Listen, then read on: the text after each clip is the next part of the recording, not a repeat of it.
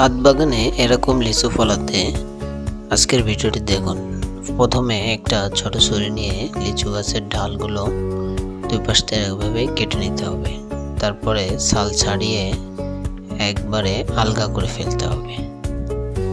একটু ছেঁচে নিলাম।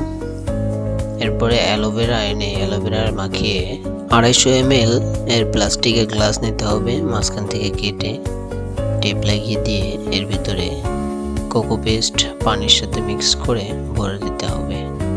সুন্দরভাবে গাদাগাদি করে ভরতে হবে। এরপর 50 দিন এভাবে রাখলে শিকড় চলে আসবে। দেখুন শিকড় চলে আসছে। এবার এটা নিয়ে ছাদে যে কোনো টবে রাখলে সেটা ভালো ফলন দেবে। আজকের ভিডিওটা এই পর্যন্ত। অবশ্যই সাবস্ক্রাইব করে পাশে থাকবেন।